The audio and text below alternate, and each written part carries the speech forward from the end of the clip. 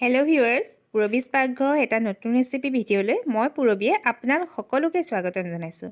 আশা কৰোঁ আপোনালোক সকলোৱে চাগে ভালেই আছে। আমাৰো সকলোৰে ভাল। মাজতে দুদিনমান মোৰ অকণমান গাটো বেয়া হৈছিলে, সেয়েহে আপোনালোকৰ ওচৰলৈ মই ভিডিঅ'সমূহ আনিব পৰা নাছিলোঁ। কিন্তু এতিয়া ভাল পাইছোঁ অলপ অলপ। সেইকাৰণে মই কালি এটা ঘৰত খাবলৈ এনেই চিম্পল ৰেচিপি বনাইছিলোঁ।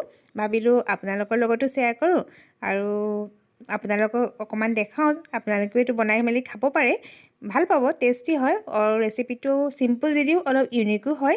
তেতিয়াহ'লে ব'লক ভিডিঅ'টোৰ মাজলৈ যাওঁ। মই কেনেকৈ বনালোঁ চাব আৰু ভাল পালে আপোনালোকে বনাই খাই চাব।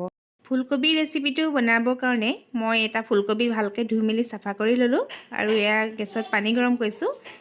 5 মিনিটৰ সময়ৰ কাৰণে ফুলকবিটো মই গৰম পানীত জুবুৰিয়াই থ'ম। এতিয়া ফুলকবিটো মই গৰম পানীৰ পৰা উঠাই আনিলোঁ। এতিয়া ফুলকবিটো ঠাণ্ডা হ'ল। ইয়াত মই এতিয়া অলপমান মিঠাতেল সানি ল'ম। ভালকৈ গোটেই ফুলকবিটো সোমাই যোৱাকৈ অকণমান মিঠাতেল দি দিম।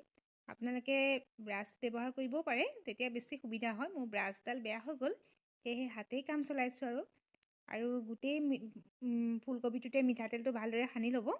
মিঠাতেলটো সানিলে বেছি টেষ্টি হয়। যদি মিঠাতেল দিব নিবিচাৰে তেতিয়াহ'লে বেলেগ তেলো ইউজ কৰিব পাৰিব, অলিভ অইল চলিভ অইল এইবোৰ। আৰু ফুলকবিৰ এনেকুৱা ৰেচিপি চাগে আপোনালোকে আগতে কেতিয়াবা খাই পাইছিলেনে নাই মই নাজানো। বহুত এইটো ইউনিক হয় ৰেচিপিটো। মই আজি আপোনালোকৰ লগত সেইকাৰণে শ্বেয়াৰ কৰিলোঁ এইটো। আৰু এতিয়া মই ফুলকবিটো পুৰিম মানে পূৰা একদম ক'লা হৈ যোৱাকৈ নহয়, অলপ ব্ৰাউন টাইপত হোৱাকৈ মই পুৰিম ভালদৰে। ঘূৰাই ঘূৰাই পুৰি ল'ব লাগে, চাব যাতে ফুলকবিটো চাৰিওফালেদি পুৰি যায় ধুনীয়াকৈ। এতিয়া ফুলকবিটো মোৰ পূৰা হৈ গ'ল আৰু এইটো মই এতিয়া চালাড বনোৱাখনেদি মিহি ছাইডটোৱেদি মই এনেদৰে পিচি ল'ম। চাব যাতে ডাঙৰ ছাইডটো নলয়, মিহি যিটো ছাইডেদি মিহি হৈ ওলায় সেই ছাইডটো ল'ব, কাৰণ ডাঙৰ ছাইডটো ল'লে খাবলৈও বেয়া লাগিব আৰু দেখিও ভাল নালাগে। তেনেদৰে মই পিচি ল'ম গোটেইখিনি। আৰু এই ৰেচিপিটো আপোনালোকে এবাৰ বনাই খাই চাব বহুত ভাল লাগে সঁচাকৈ। আৰু আপোনালোকে মোক কমেণ্ট কৰি জনাব আকৌ দেই। মই কিন্তু এইটো ৰেচিপি কেইবাবাৰো বনাইছোঁ, আমাৰ ঘৰৰ সকলোৱে ভাল পায়। সেইকাৰণে প্ৰায় মই বনাওঁৱেই ফুলকবিৰ দিনত এইটো ৰেচিপি, কাৰণ বাকীবোৰ ফুলকবিৰ চব্জি তব্জি খাই আমনি লাগিলে মই এইটো ৰেচিপি বনাই লওঁ। এয়া মোৰ পিচি হৈ গ'ল আৰু বাকীখিনি বস্তু মই ৰেডি কৰি ল'লোঁ। এয়া বিলাহী কাটি ল'লোঁ, গাজৰ আৰু মটৰ, এয়া নহৰু, পিঁয়াজ, এয়া কেইটামান মই নৰসিংহ পাতো লৈছোঁ। নহৰুৰ লগত মই আদাও লৈছোঁ, মই এইটো থেতেলিয়ে লৈছোঁ, পিছা নাই।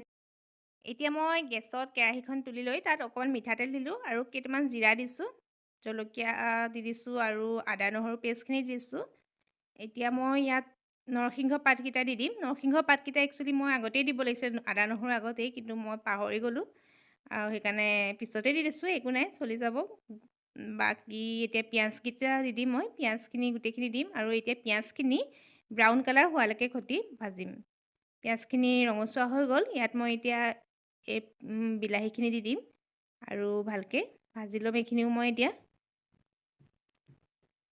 এই ৰেচিপিটো একচুৱেলি চবচে ফেভৰেট হৈছে আমাৰ ল'ৰাটোৰ। সি বহুত ভাল পায় এইটো খাই, সেইকাৰণে তাৰ কাৰণে মই এইটো বাৰে বাৰে বনাই থাকোঁ। আৰু বিলাহীখিনি কোমল হৈ গ'ল। ইয়াত মই এতিয়া অকণমান চব্জি মছলা দি দিছোঁ আৰু হালধি দি দিছোঁ আধা চামুচৰ জোখত।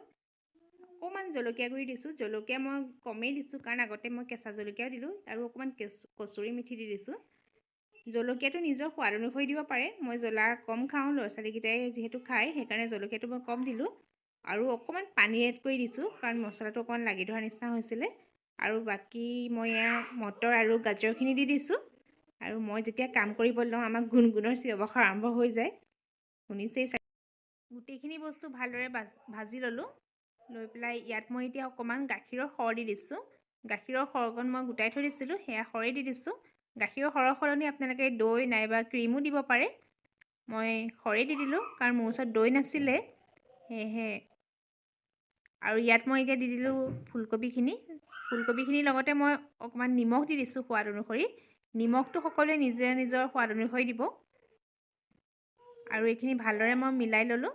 মিলাই লোৱাৰ পিছত মই ইয়াত অকণমান এতিয়া গৰম মছলা দি দিম। মই প্ৰায় আধা চামুচমানৰ জোখত গৰম মছলা দি দিছোঁ। এইখিনি প্ৰায় হৈ গ'ল। এতিয়া কটা ধনিয়া কাটি থৈছোঁ, ধনিয়া দিলেই হৈ যাব।